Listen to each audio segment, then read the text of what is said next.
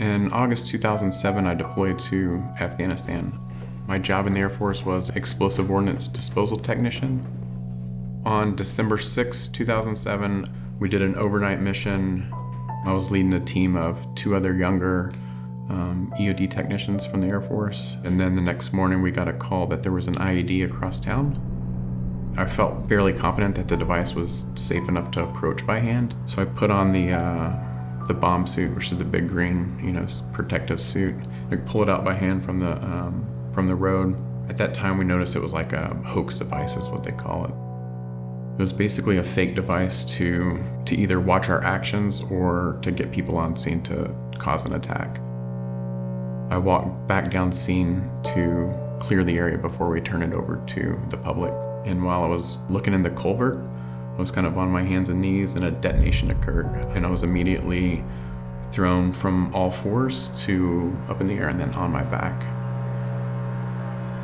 I knew my leg was hurt. I knew my arm was hurt. They put me on a stretcher, pulled me out of the culvert. A helicopter came shortly after and picked me up and took me to base. That was a 30-minute helicopter ride and put me on the operating table, and I talked with the surgeons there, and then I woke up in Germany, 6 or 8 hours later, a surgery later, and missing my leg, and my arm's all bandaged up.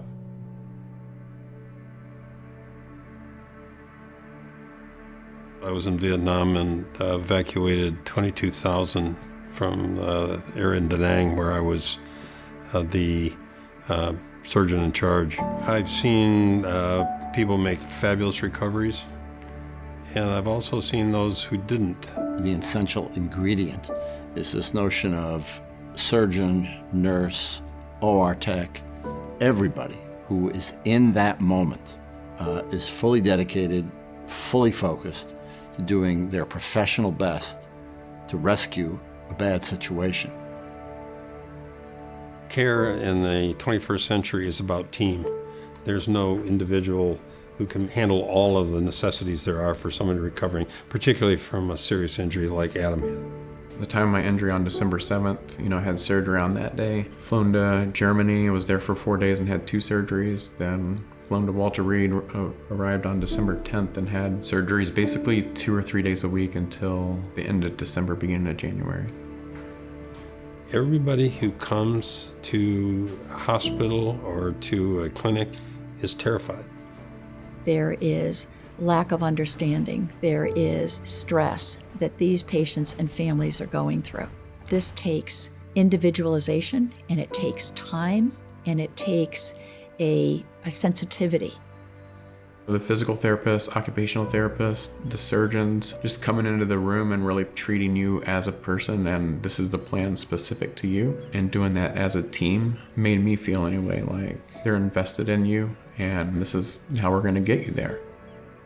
Patients don't come to us as a gallbladder or a heart failure. They come to us as a person.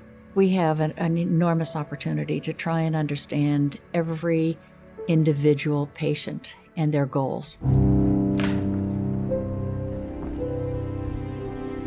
Frequently when people are sick, they think they're the only ones that this has ever happened to.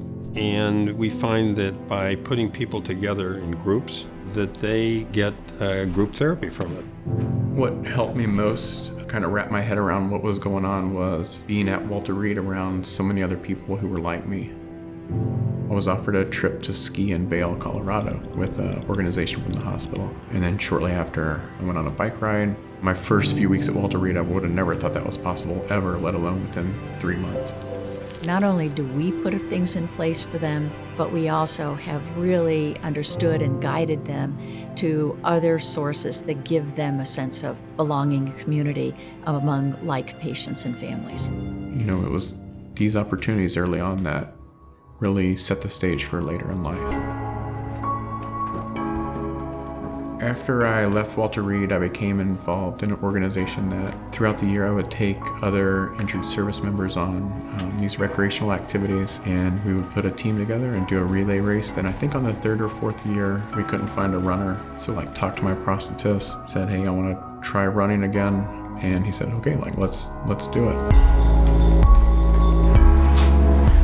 In the span of 19 months, I went from having horrible cardio, not being able to run a few hundred feet, to running a half marathon faster than I'd ever run, to doing a marathon that I'd never done previously, to doing a 100-mile race that, no other above me amputee had done.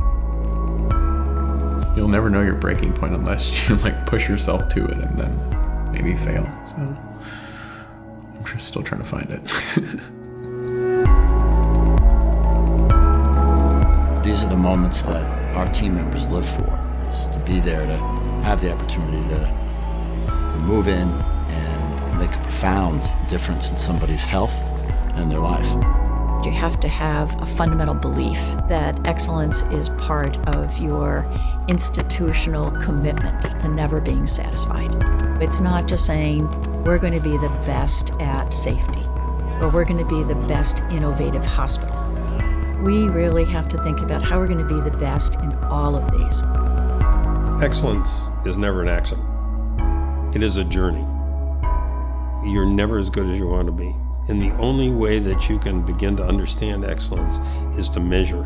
And you have to measure year after year, and you have to be transparent about it. And it's a stepwise process. And you take all these little steps, and suddenly you've got a big change. The patient's recovery and potential in the rest of their life moving forward is almost dependent on the care they receive early on. To see that they're so invested in you makes you want to put in the effort as well as a patient to not only not let them down, but not let yourself down.